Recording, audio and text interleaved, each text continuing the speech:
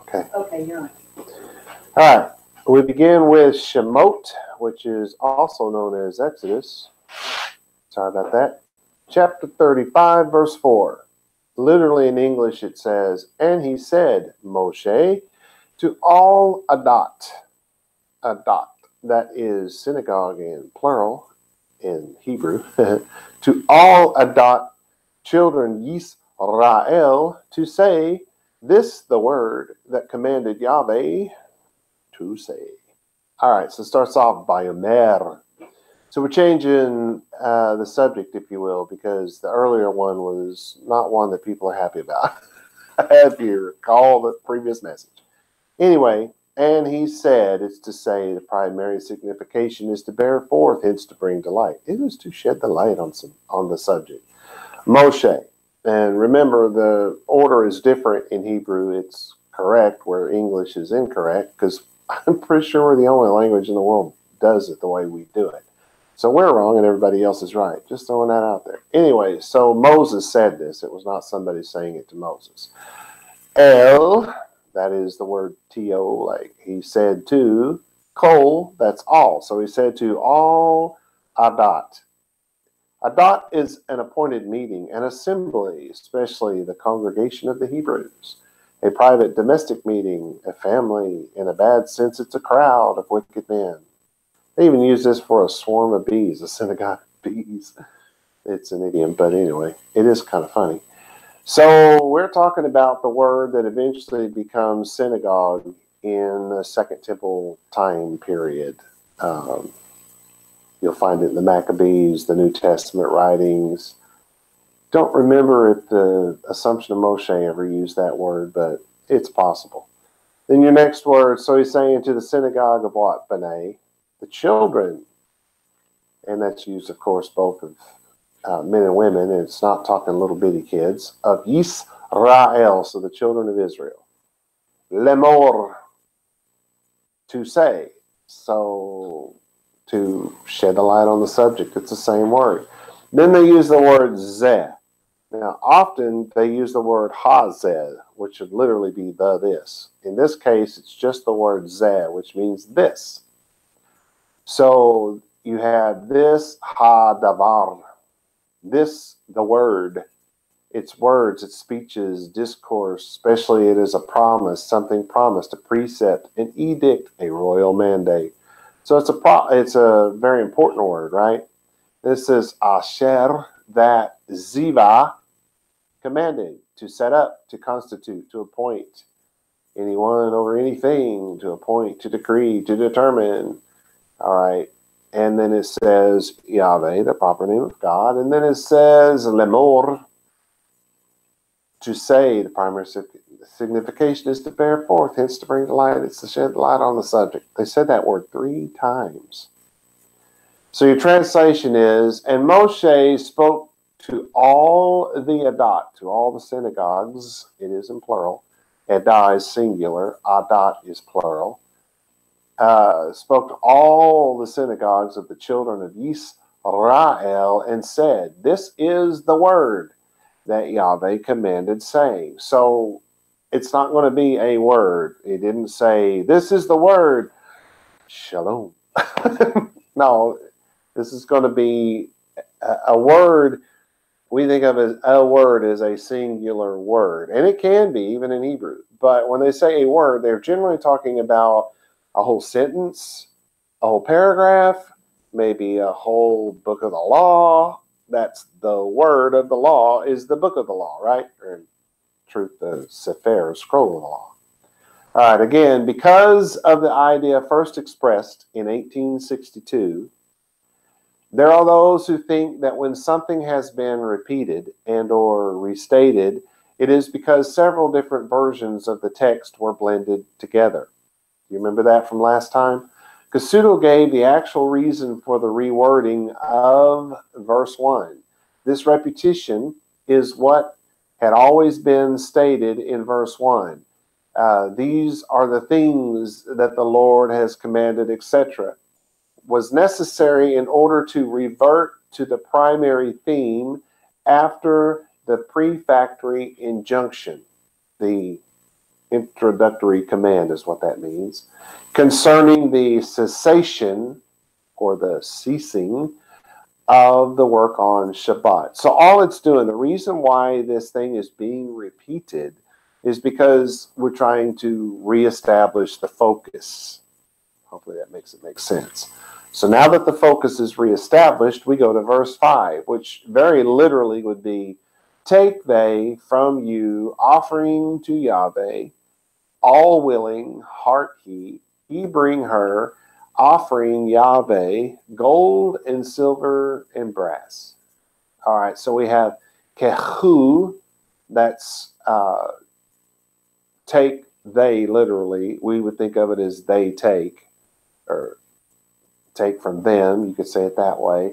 It's to take, to adhere, to take for oneself, to take a wife. It's the most common use of this word in Hebrew, in the Hebrew Bible, I should say. To send after, to fetch someone or something, to receive something is to take it. So it's what you think of. It's the same way we use the word. Me'ichem, me'ichem, from you. It's, the basic word is et, and that's a pointer, but they've added the mem in the beginning of it, which is from, and the chem is you, but that's more like you all, because it is plural. Teruma. That's an offering, an oblation, an offering gift, especially used as a gift brought to the temple and to the priests, a heave offering. It's really just the word for offering. This is la Yahweh. So you're going to bring it for or to Yahweh. You can look at it either way. You're bringing it to him, but it's for him if you're bringing it to him. So the lamed added to the beginning of a word is often translated either as for as in FOR or as to as in TO. Just thought I'd tell you that. And then it says kol, which is all, nadiv, all, we would say who are willing. We would add the word who, all who are willing. This is voluntary. It's spontaneous. It's to give something not just spontaneously, but liberally, to be generous, which is also called to be noble. You know, noble people give generously, I guess. I don't know. Which indeed amongst the Orientals is closely connected with liberality in giving. Yeah, I don't know if y'all knew that. I've been called on this one several times, but Orient is where? East. Am I correct? And so if the Jews are from the Middle East, they're still from the Orient because they're from the middle of the Orient. That makes Jews Oriental. Just saying. All right, libo, that's to heart. To heart. No, it's not. It's heart he, because this is libo. It's heart he. I'm trying to make it a different word. Lev is the heart, so the lamed beit, the lev sound, or in this case, lib sound is heart, and then the o at the end is he. So it's his heart or its heart, because remember, this is using the word he in Hebrew is either he, the way we think of it, or it's the word it. They use one word for both things, okay? So it's the heart. And the reason why I say that is because this doesn't have to be a man just because it's written in the masculine. This is something that some languages do. They write everything in the masculine, but that doesn't mean that only men are included. It's just that's the way they spoke. And everyone that spoke it knew that it meant both. All right. The heart is the central point of the blood, the seat of the life. It often is used of the soul. It's the seat of the senses, the affections, the emotions of the mind, and various kinds of love. It is applied to the mode of thinking and acting. In Hebrew, if your mind says yes and your heart says no, in Bible Hebrew, let me say, you're suffering from schizophrenia. Because in biblical Hebrew, the heart, the mind, the soul, the spirit, that's all one thing. That's just different words for the same thing. All right. So if they have a willing heart, yevi eha, then bring it. And of course, it's in the feminine here. The offering itself is said in the feminine. In Hebrew, there's some things that they just do in the feminine. They'll, like the names of towns tend to be in the feminine and stuff like that. There's just some things they do that way. And why, I couldn't tell you. It's just the way it's always been done. Can I say that? I hate it when Dr. Blizzard does that to me. So, you know, he said, that's just the way it's always been. I don't like that, but it's all I can tell you here. So we have bring her. It's to come in, to enter. It's the place which anyone enters, as in entering a house, a city, even a ship. To come in, to be brought in, to be led in, you know. It's those type of things. And he feel, which it is here, call in almost all of its significations. So it's basically what I just said to you in almost all significations in he feel. The cause to come in, to be led in, to be brought in. All right, so we use the word bring. Then it's followed by et, which is a pointer that has no meaning. Then it says te rumat. Do you hear it? It's offering. So this is in plural, offerings, right? Then it says Yahweh. I like to try to remember to bow my head. Don't always remember it. That's a tradition, people. That's not a command. You don't go to hell if you don't bow your head. You don't go to hell if you don't cover your head. It's just traditions that we follow. And I like those. I like when we're saying the liturgy, you know, us having our heads covered and bowed and stuff like that. I love those things. They're not commands of God. Nobody's committing a sin if you forget to do it. So don't go beating yourself up. Then it's zahav. Do you remember that's the word for gold, but it literally means splendor, shiny, sparkly. That's what the word actually means, but it's also the word they use for gold because it's splendorous and shiny and glittery and I don't know. Then they say va chesef. And so there's your word for silver. It's also the word for money because silver was used for money. So the actual word for money is the same word for silver, even if the money is made of brass, because some of it was. Some of it was made of gold, but they still called it kesef, or silver, because that was one word being used for more things. Then we have une choshet, and brass. They say brass, in other words, copper, it says, especially as hardened and tempered, and like steel. I guess if you harden brass, it becomes hard like steel. I've never tried it. I don't know. Anyway, the translation is, you take from among them an offering to Yahweh. All who are willing of heart will bring Yahweh an offering of gold, silver, and brass. Pretty cool if you think about it.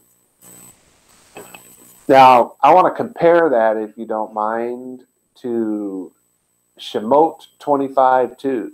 You guys remember back when we were in chapter 25?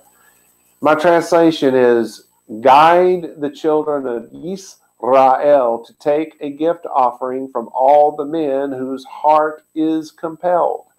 They will bring the gift offering to me. Verse 3 said, and this is the gift offering that you will take from them, gold, silver, and brass. So again, we are not combining different versions of this story together because it's being repeated. We're repeating it because in Hebrew we need to reset the focus. We're bringing you back to this place, and so we're repeating it for that reason. All right, of the words whose heart is compelled, the Sepharno said no obligatory offering was to be made. Only voluntary gifts were requested, which may seem like a thanks, Captain Obvious kind of a thing, But you realize Sephorno was written way after the fact. So it may have been an issue at the time. May have been a big argument about it. Who knows?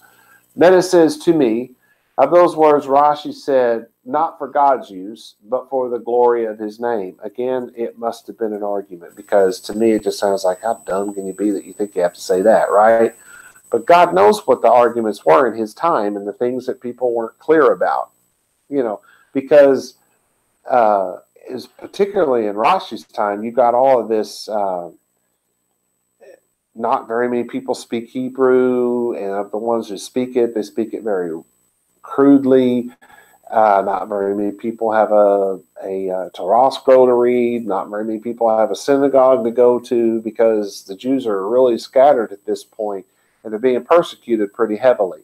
So you've got, a lot of these things must have come up because of the lack of knowledge at this time period, and the lack of, I don't know, just Judaism altogether. Onkelos changed this word where it says to me, to before me, which is exactly what it means.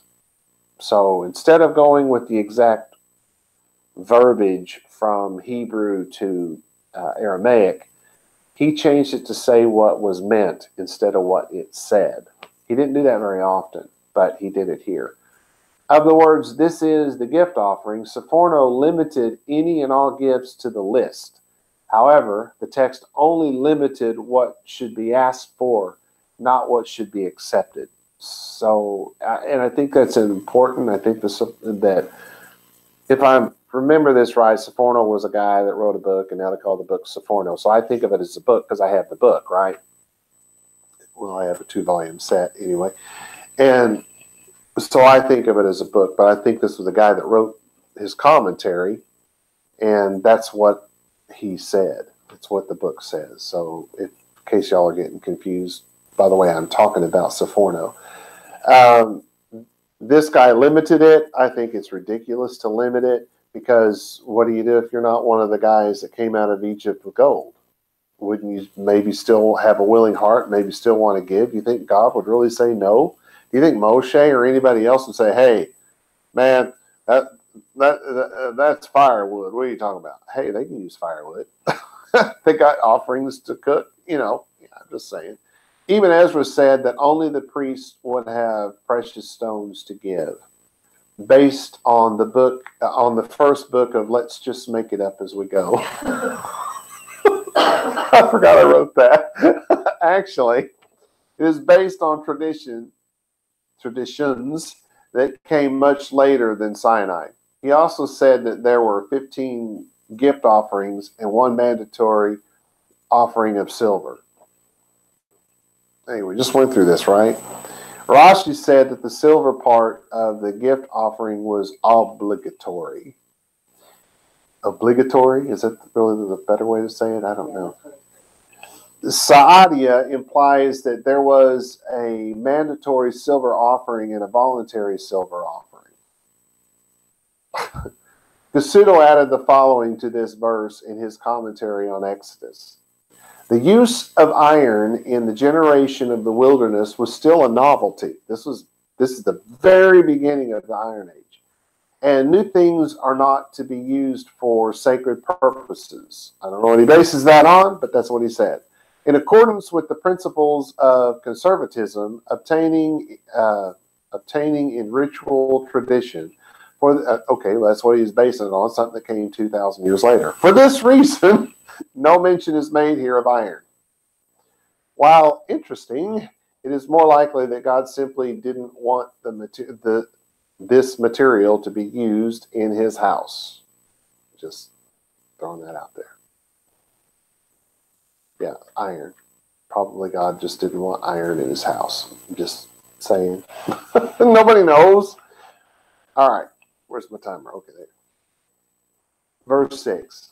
And blue and purple and scarlet, crimson and linen and female goats. What? All right. Techelet. Techelet. Remember that word? And blue. That's shellfish. In other words, it's a species of mussel found in the Mediterranean Sea. with a blue shell from which the cobalt purple is made. Hence, cobalt purple and garments, wool thread dyed with this purple. It's odd to me that Gesenius talks about purple, and he's not the only one. A lot of people did. But if you think about it, this mussel was thought to have gone extinct because nobody had seen it in hundreds and hundreds of years, right?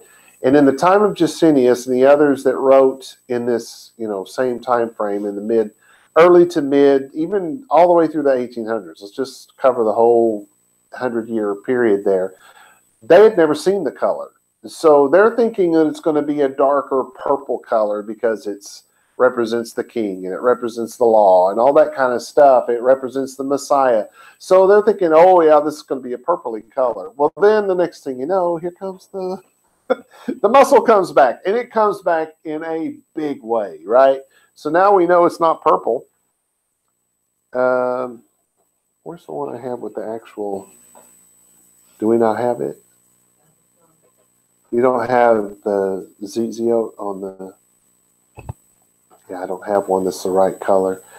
The blue that I have here, is there any chance they can see this? No. Probably not. That's as dark as it gets. It's very blue. It's not purple at all. Though when it gets old and it starts to lose its color, it can get kind of a purple tint to it, but it's a very light, pastel-y, worn-out looking color and not a bright purple. So I have blue because Techelet is actually blue. There's another argument that comes up. One of the reasons it used to be that people wouldn't wear the blue in their zitziot was because they didn't know what color blue it was supposed to be since the mussel was gone.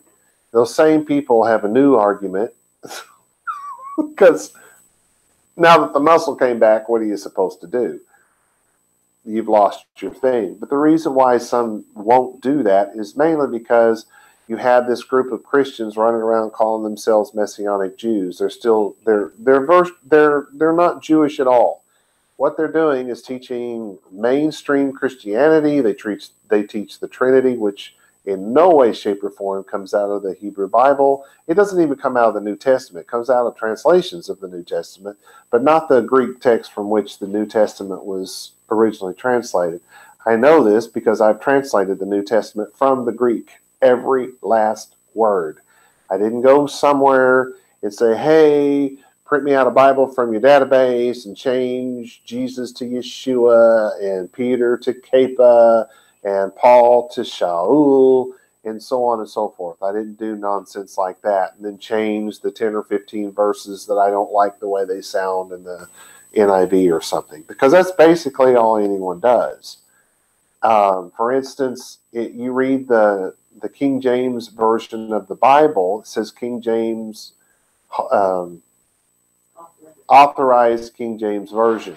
Well, those who have taken the time to study it know that, first off, King James said, don't use my name under no circumstances. So if somebody's on the internet selling you a Bible that says authorized King James and telling you that it's a 1611, don't buy it. It's not real. It did not say King James on it. It did not say authorized. You didn't have an authorized Bible until the 1800s. That's when Oxford and Cambridge got into a big race over who was going to put out the official authorized. They actually both put out authorized versions. Just throwing that out there. So anyway, the guys that translated the King James did not translate from the original text as it says right on the book. No, they did not. They didn't even speak the languages. Just people have said that about them. But if you look at it, nobody from their time period ever said it. It's people who said it hundreds of years after the fact. What they did was took Tyndale's English translation and they took the Queen's Bible and they rewrote the English. They rewrote the spelling, because the spelling in the English words had changed quite a lot between the Queen's Bible and the King's Bible. The way we spoke English had changed a lot. Even the letters in the alphabet had changed. So that didn't come from English. I mean, come from Hebrew and Greek. It did not. It was not translated from the original language, from the original source. Anyone that tells you something was translated from the original source is lying to you. Whether they know they're not lying or not doesn't matter. It's still a lie because there is no original source. Just throwing that out there. We don't have the original source written by Moshe. We don't have the original source written by any of the prophets.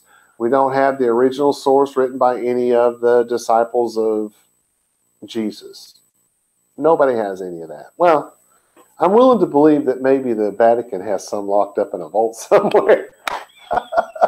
Just throwing that out there, hiding it from everybody.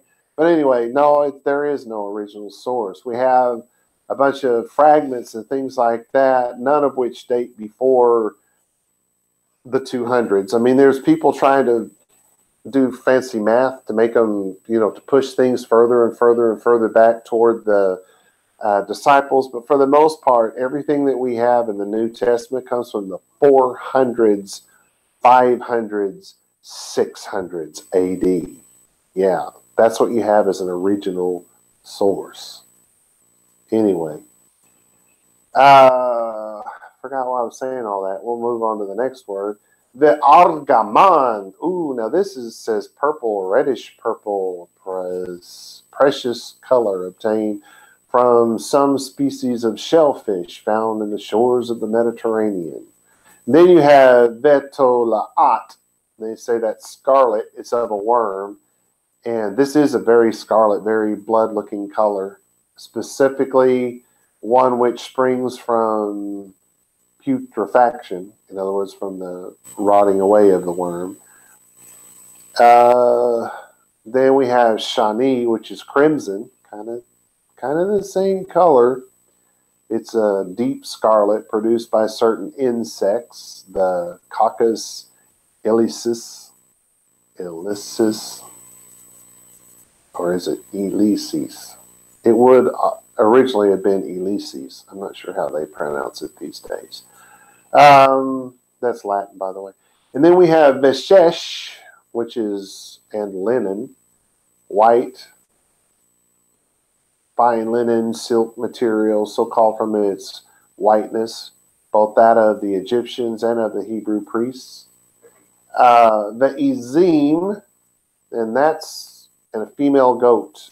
It's used of material made from the goat's hair. So even though the word is literally a she-goat, they're not going to be hanging live she-goats from the ceiling, right? Just throwing that out there. So your translation, fine linens of blue, purple, scarlet, crimson, and goat's hair. This verse is identical in every way, shape, and form of the Hebrew in Exodus 25, verse 4. Fine linens of blue, purple, scarlet, crimson, and goat's hair. Of the word blue, based on the Babylonian Talmud in Menachot 44a, Rashi said that the blue came from halazon, which is a shellfish, which was a blue-green color. All right. Yeah, we got plenty of time. Verse 7.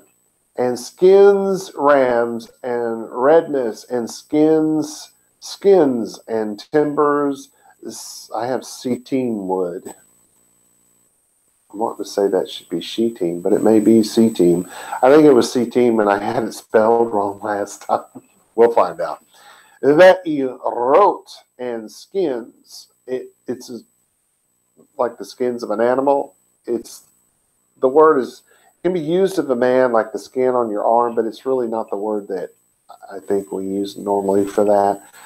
Elim of ram, so it's ram's skin is the way we would say it. Then it says me'ah damim, from redness. Adam, you hear it? Adam, me'ah damim, so Adam. Just throwing that out there. From redness, to be red, from the root, it says 1818. That's the Strong's, I'm sure, which means blood, from its red color.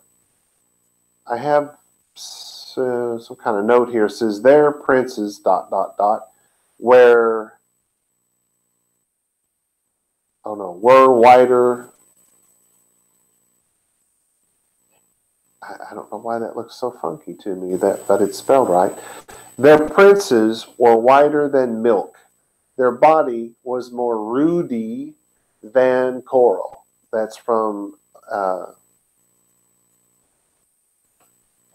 Lamentations 4:7.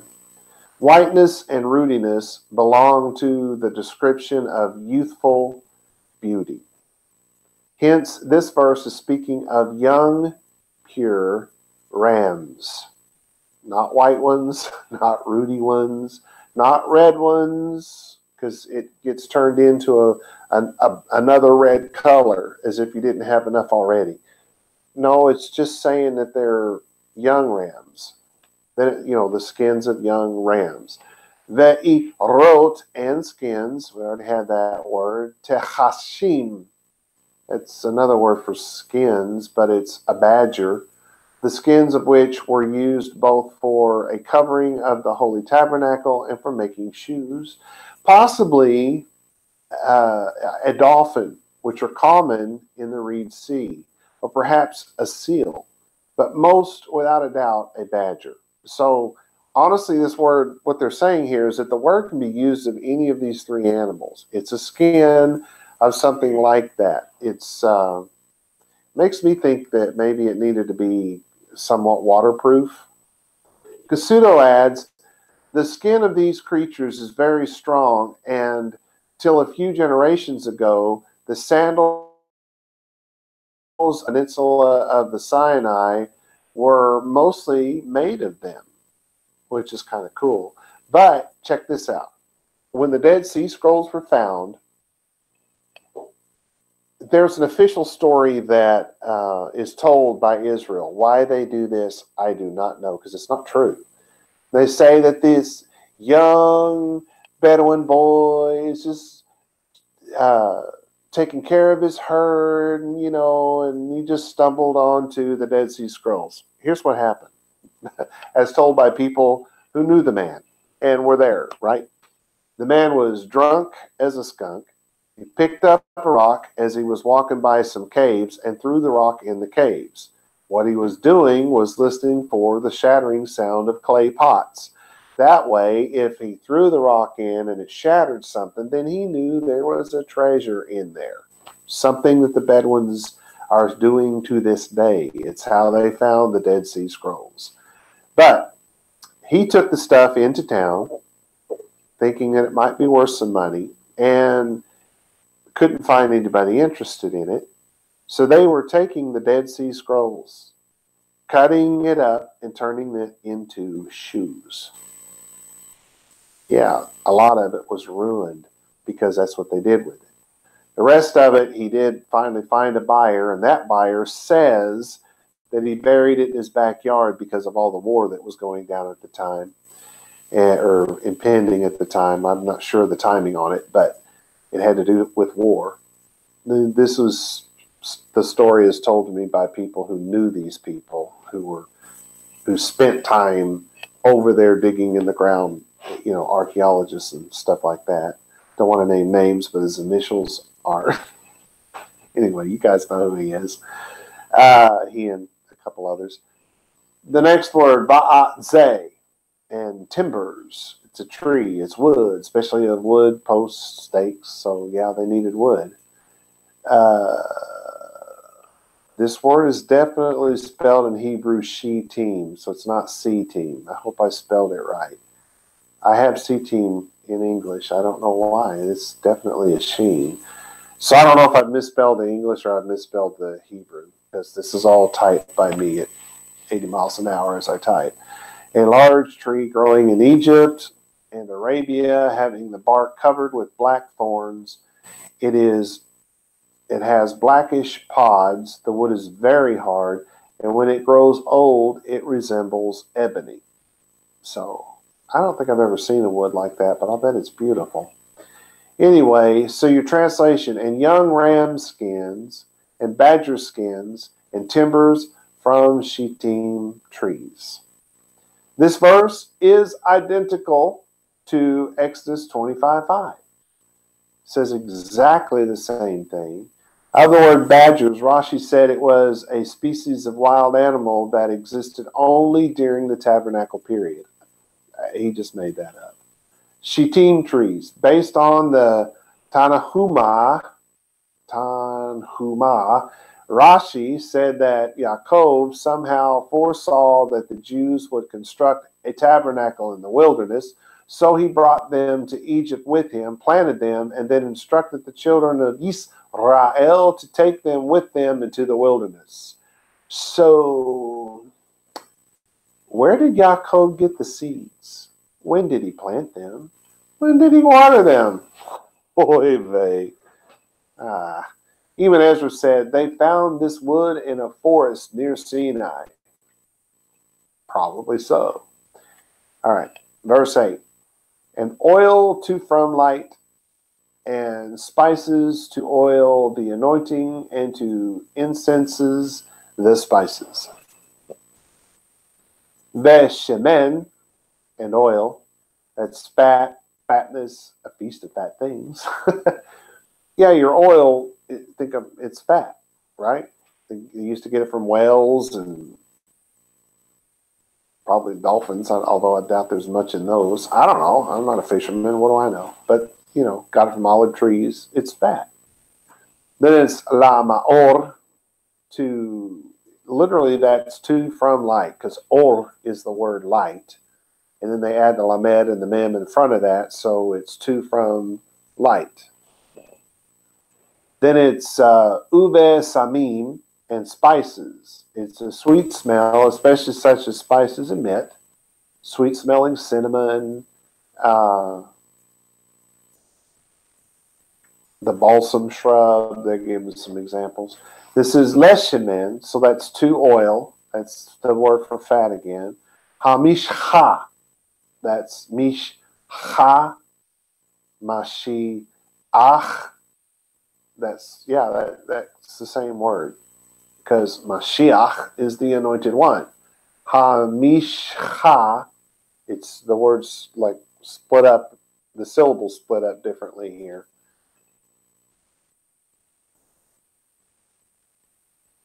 I was trying to think if I could pronounce that differently where it would sound more like Messiah, but I don't know how. It's just anointing, to anoint something. Ve'li ketoret. And literally, this is and to incenses. It's incense, the part of an animal which commonly burned the fat. So it's oil or fat again. Ha samim, the spices, incense, odors, aroma. So here's your translation. And oil for light, and spices for the anointing oil, spices for the incense. Makes more sense now, right? Now we want to compare that to Shemot 25:6, because it says oil for light, spices for the anointing oil, and spices for the incenses.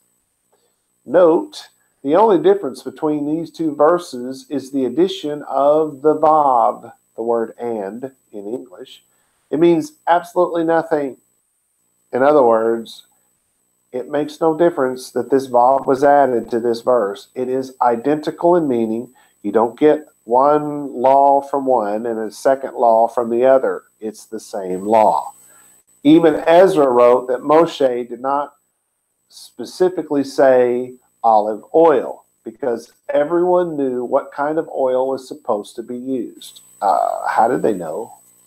It all started here. I'm just throwing that out there. Verse 9. And stones onyx, and stones setting to ephod and to breastplate.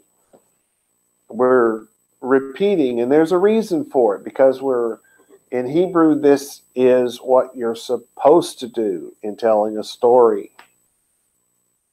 So you have va'avne, that's and stones, It's stones of any kind, whether they're rough or polished doesn't really matter because it's still just stones. Used of a foundation stone of a house. It's even used metaphorically of a hard heart. So, you know how Hebrew is. You use things in all kinds of ways. Then they have shoham, which we have as an onyx. It's a species of gem. According to many, sardonyx or onyx, so called from its resemblance to a human nail. The truth is, we don't have any clue. Nobody knows what any of these stones are. We don't know what any of the colors are because every stone out there is found in every color. But tradition says it's onyx. Then it says ba'avne, which is and stones of any kind. We've already had this word.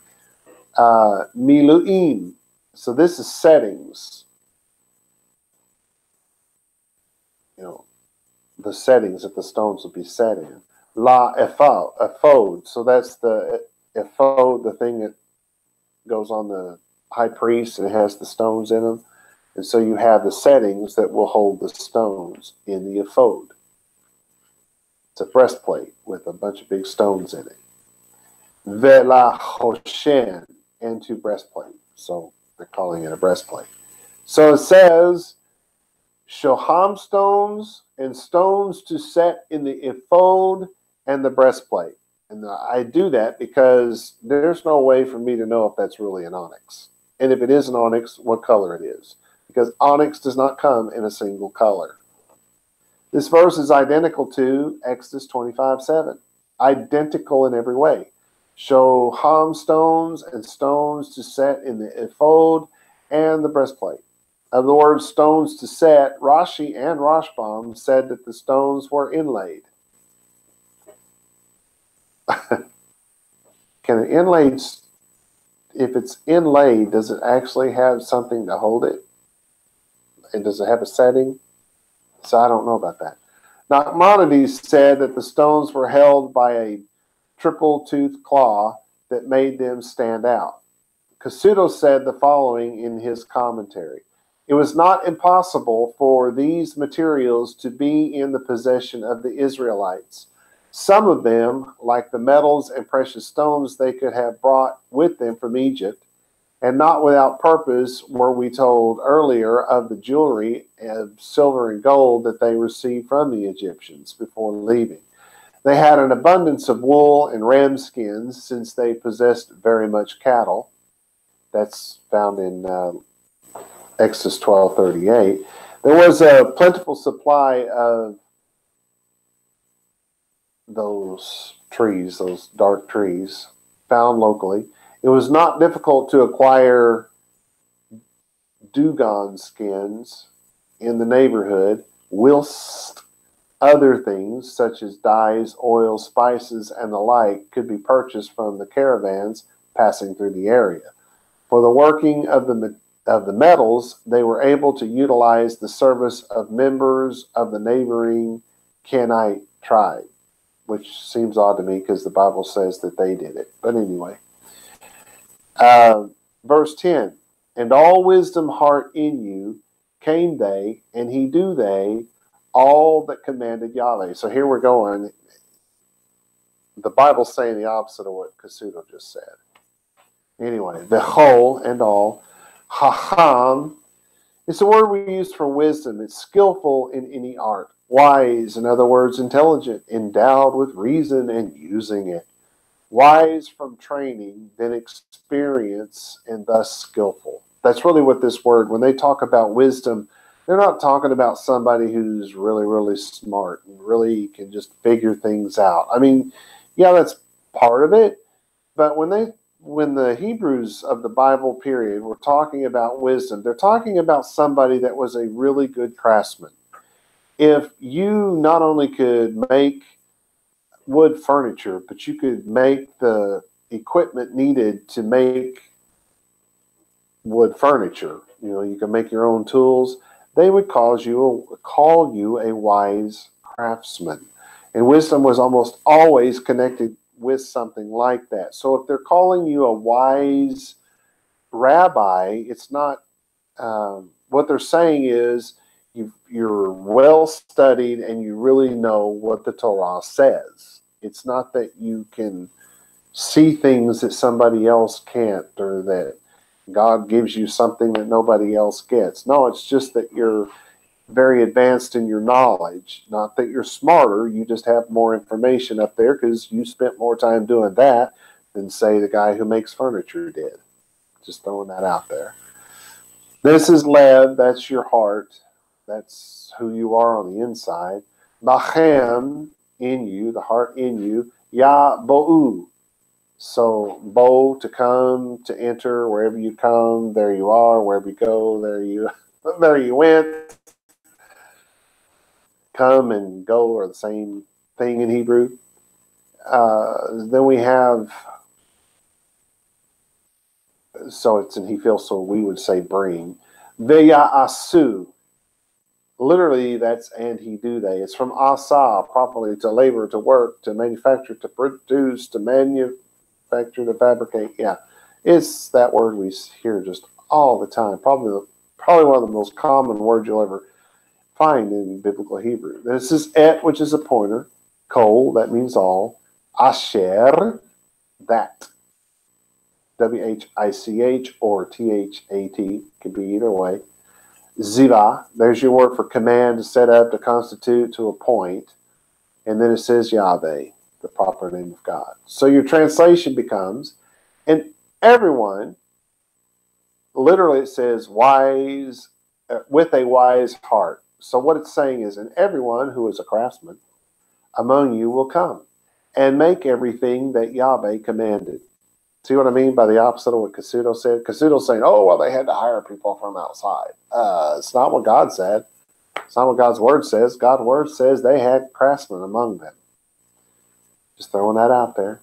We're going to compare that to Exodus 31:6. And behold, I have given with him Bezalel and Ahaliav, the son of Ahisamach, of the tribe of Dan, and in the heart of every craftsman, every wise-hearted, I have given wisdom, and they will make all that I have commanded you. Again, God saying that this is coming from within. They're not hiring people that are traveling by. In other words, with him, even Ezra said that with him meant that Ahaliav was an equal to Bezalel as a craftsman, but inferior as an innovator. This is purely mean-spirited hogwash. I'm okay with saying that they were equal in craftsmanship, but the inferior part, OMG. Of the word wisdom. Kasuto said that wisdom was an expert knowledge of the techniques of workmanship and the ability to use it. I totally agree with that because that's what the word means in Hebrew. Rashi said wisdom came by learning things from others. In other words, it is not self-taught. I kind of agree with him, but it's really a mixture of both. Mostly from being taught, but at some point you're learning from what you're doing, right? Anyway, verse 11, Ha-Mishkan, tent he, and now it should be the Mishkan. I've got Hebrew and English mixed together. The Mishkan, tent he, and covering he, hook his, and boards his, bar his, pillar his, and pedestal his. Or you could say, the Mishkan, tent it, and covering it, hook its hooks, and boards its, or its boards, and bar its, or its bar, its pillar, its pedestals, right? Because it's the word he, literally, it's the masculine, but we are in this very literally using it the way we would say the word it. Et, that's just a pointer. Ha-Mishkan is your Hebrew. It's the habitation, the dwelling place. This is the tabernacle in the wilderness. This is the movable temple. It's called the Mishkan. Then it says et ahalo. That is a version of ohel, which means tent. In its tent, it is a tent, and it's speaking again of the tabernacle in the wilderness. The et, and it's pointing at something. Michsehu, and its coverings. It's already talked about the skins that will cover over the top of the tabernacle. Kerasi, and its hooks. Something has to hold them up, and so we're calling them hooks. It's a curved hook. I don't know what else to say. It's something that holds it up. The et and kerashiv, and its boards, its planks. Et berichav, and its bars. Remember, it had the planks that went up and down, then it had the bars that went across it to hold it all together. It had the little roundy things that the bar went through because it was not a permanent fixture. I don't know if you guys remember that or not. This is et amudav, and its pillars. Those are the columns. They actually had some pretty big pillars that helped to hold it up. The et and adoniv, and its pedestals, the little pedestals that the pillars sat on, right? So your translation is the Mishkan, that's the tabernacle, its tent, and its michseh, its covering, its kerase, its hooks, and its kerashi, its boards, its beriach, its bars, its amudai, its pillars, and its adne, its pedestals. I put all of that together. You can read it one way or the other. You can say the Mishkan, its tents, and its covering, and its hooks, and its boards, and its bars, and its pillars, and its pedestals, if you like. Of the word michseh, or covering, Rashi wrote that these were the lower curtains which were visible inside the sanctuary. Kasuda wrote, in the latter passage, in the summing up of the instructions that have already been stated, the list is formulated more briefly, whereas here, at the beginning of the announcement, it is fitting to mention each item separately. So what he's saying is, as per the way Hebrew works, they give you the overview, the bullet-pointed version first, and then they go back to it later and give you much more detail. 12 would literally in English say the chest and alone his, the mercy seat and veil the covering. So it starts off with et. Again, that's just a pointer. Then it says ha-aron. That's the chest, the ark. It sounds a lot like Aharon, right? But this is Ha'aron. This is a chest, an ark. It's what you think of, right? The et ba daiv.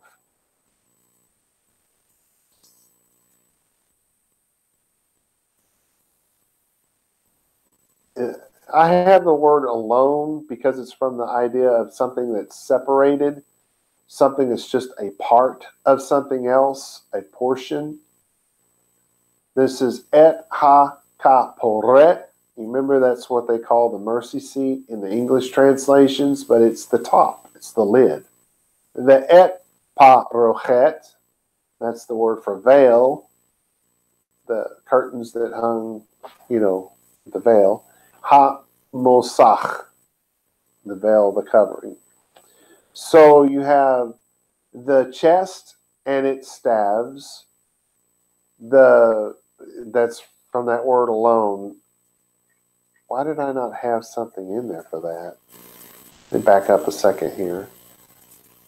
Something separated. It was the part.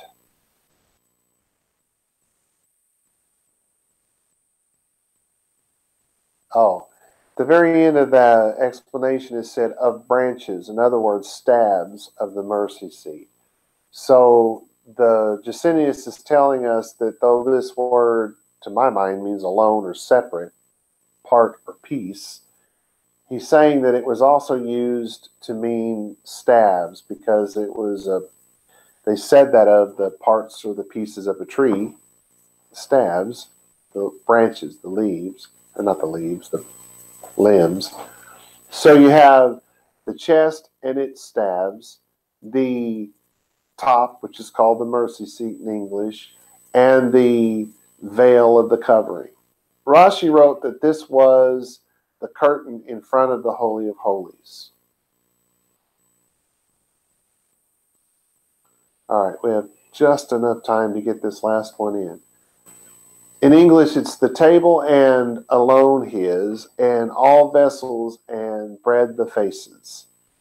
So you have et, which is a pointer, ha shulchan, shulchan being a table, so called from its being extended or spread out. Now, a table is not necessarily what you think of as sitting in your kitchen. A table can be the ground. Thou preparest a table before me. You guys know Psalm 23, right? The table was the ground because that was a sheep eating off the ground. Preparing the table was plugging up the snake holes and, you know, getting as many of the rocks out of the way as you can, getting as much of that grass to those sheep as you could get. It was called the shulchan. In this case, there's a table that's actually meant to be put inside the tabernacle. The et badaiv, and this is again where we're using the word as staves, the staves that will lift it up. The et kol and all kelaiv and all its vessels, and those are utensils, ornaments of all kinds, the tools that are used inside the tabernacle. That's what we're talking about. The et lechem, that's the word for bread. Hapanim, so the bread of the faces, because panim is faces in plural. So your translation then is the shulchan and its staves, or the table and its staves, all the vessels, and the bread of the faces. Of the word shulchan or table, even Ezra wrote that this was the table made for the showbread. To which I cannot help but say, thanks, Captain Obvious. The text pretty much made that clear as the nose on our faces. All kidding aside, though, I would be willing to bet that there were some who did not realize this. Otherwise, even Ezra probably would not have said something. Lachem hapanim, the bread of the faces. Cassuto added that it was bread placed before God as a symbol and was replaced periodically by fresh bread. The Bible tells us that the Kohanim ate that bread. It wasn't for God, it was for the Kohanim. Just throwing that out there. All right, so that's as far as we can get on a day like today. Shalom, shalom, y'all.